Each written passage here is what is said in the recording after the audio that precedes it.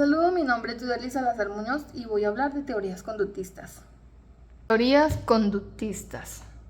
En las teorías conductistas de aprendizaje se entiende que el aprendizaje es el resultado de un proceso en el cual los individuos adquieren nuevos comportamientos o modifican los existentes en función de la experiencia y el entorno. Estas teorías se centran en observar y analizar cómo los estímulos externos influyen en las respuestas observables de los individuos. El rol del docente en las teorías conductistas. El rol del docente se centra en diseñar y controlar cuidadosamente el entorno de aprendizaje para facilitar la adquisición de comportamientos específicos de los estudiantes. Implica responder a los estímulos externos, a participar activamente en los procesos de aprendizaje, recibir refuerzos por sus comportamientos y observar y modelar el comportamiento de otros en el ambiente de aprendizaje. Estrategias didácticas en las teorías conductistas. Las estrategias didácticas y pedagógicas sugeridas desde las teorías conductistas de aprendizaje se centran en el uso de refuerzos, el modelado, la instrucción directa, la práctica y la repetición del feedback implementado y estructuración del ambiente de aprendizaje para facilitar la adquisición de comportamientos específicos en los estudiantes. Evaluación de las teorías conductistas. La evaluación se centra en la observación y medición de los comportamientos observables y mensurables que los estudiantes han adquirido. Como resultado, el proceso de aprendizaje utiliza pruebas de desempeño, observación directa, registros de frecuencia y calidad, autoinformes y cuestionarios, así como refuerzos y consecuencias en respuesta al desempeño de los estudiantes. Estímulo en las teorías conductistas. El estímulo se refiere a cualquier evento o situación que puede provocar una respuesta observable en un organismo. En el contexto de conductismo, el énfasis recae en el estímulo externo que puede influir en el comportamiento de los individuos. Respuestas en las teorías conductistas. La respuesta se refiere a cualquier comportamiento observable y mediante que un organismo exhibe como resultado de un estímulo específico en su entorno. La respuesta puede ser acciones físicas como moverse, hablar o realizar una tarea, o respuestas emocionales como sentir miedo o alegría. Una respuesta condicionada es un comportamiento aprendido que ocurre en respuesta a un estímulo previamente neutro que ha sido asociado repetidamente con un estímulo que provoca una respuesta incondicionada. Por ejemplo, si un sonido de campana asocia repetidamente con la presentación de comida, los perros eventualmente aprenderán a asociar el sonido de la campana con la comida y mostrarán una respuesta condicionada de salivación al escuchar el sonido, incluso si la presencia de la comida real. Reforzamiento en la teoría conductista. El refuerzo, ya sea positivo o negativo, es un proceso que aumenta la probabilidad de que un comportamiento específico se repita en el futuro al asociarse con consecuencias agradables o desagradables. Esto es fundamental en el condicionamiento operante y en la comprensión de cómo se moldea y modifica el comportamiento de los individuos. Condicionamiento clásico. El condicionamiento clásico, también conocido como condicionamiento respondiente o condicionamiento pavloviano, es un tipo de aprendizaje asociativo propuesto por el físico ruso Ivan Pavlov. Este tipo de condicionamiento es un estímulo neutro que se asocia repetidamente a un estímulo naturalmente provoca una respuesta específica, lo que lleva a que el estímulo neutro por sí mismo comience a provocar la misma respuesta.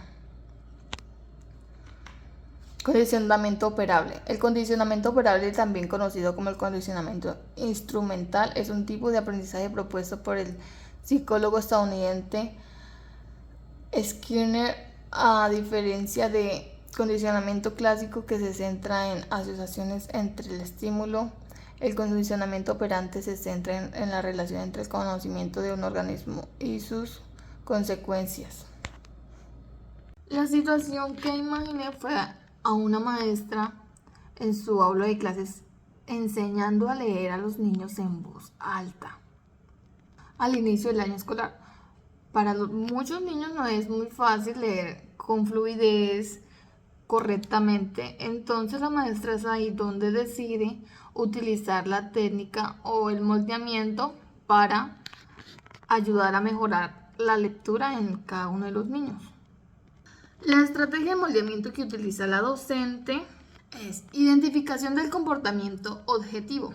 Ella establece que el comportamiento objetivo es aquel que implementa en el aula de clase, como que los niños lean un párrafo en voz alta, con fluidez y correctamente, para así lograr ese objetivo. Reforzamiento de aproximaciones sucesivas. Ella elige a un estudiante que demuestra ciertas habilidades en la lectura y lo elogia cada vez que lee una frase correctamente. Esto refuerza las aproximaciones sucesivas hacia el comportamiento deseado. División del objetivo en pasos más pequeños. De esta manera la maestra divide el objetivo, que es leer todo el párrafo, a pasos más pequeños. Como por ejemplo, primero se enfoca en que los niños pronuncien de manera adecuada cada una de las palabras. Luego en la fluidez en cada una de las oraciones simples y así sucesivamente. Reforzamiento diferencial. La maestra proporciona refuerzos variados, como elogios verbales, stickers o puntos de recompensa, cada vez que un estudiante se acerca a su objetivo final.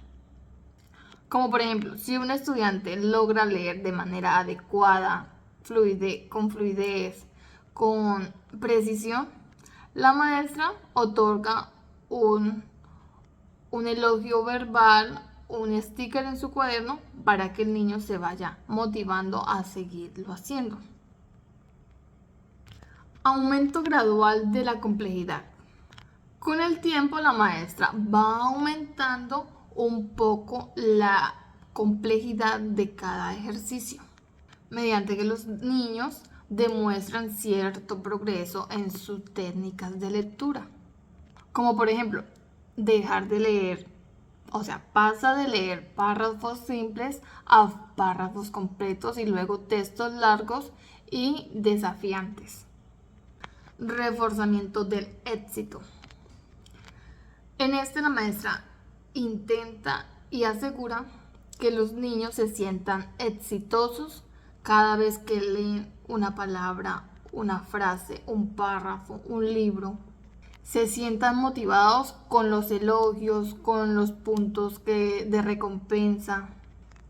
Y de esa manera hacemos que los niños puedan leer fluido, con tranquilidad, con armonía. Con este enfoque permite a trabajar la maestra cada una de las habilidades de cada niño y promueve el ambiente de un aprendizaje positivo, evitador en el aula. Motivador en el aula. Evaluación de los aprendizajes. Es importante enfocarse en la observación y medición de comportamientos observables y mensurables, precisión en la ejecución de tareas específicas, evaluar la capacidad de los estudiantes para realizar tareas específicas de manera precisa, correcta. Como por ejemplo, en matemáticas podría evaluarse la precisión al resolver problemas de sumas y restas.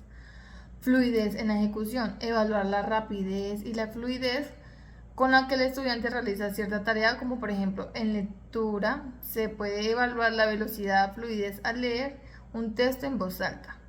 Frecuencia de comportamientos deseados, evaluar la frecuencia con la que los estudiantes exhiben comportamientos específicos que se están enseñando o reforzando. Por ejemplo, en educación física se podría evaluar la frecuencia con la que los estudiantes participan en actividades físicas durante una clase.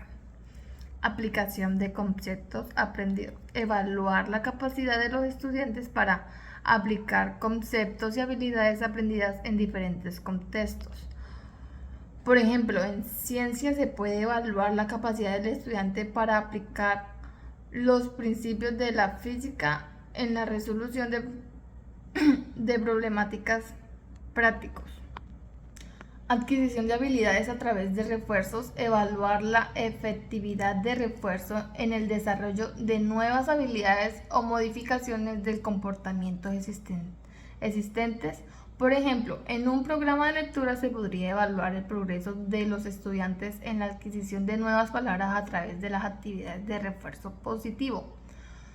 Corrección de comportamientos no deseados. Evaluar la capacidad de los estudiantes para corregir comportamientos no deseados a través del proceso de aprendizaje y refuerzo. Por ejemplo, en comportamientos en el aula se podría evaluar la capacidad de los estudiantes para controlar impulsos o sugerir instrucciones después de recibir retroalimentación y refuerzo.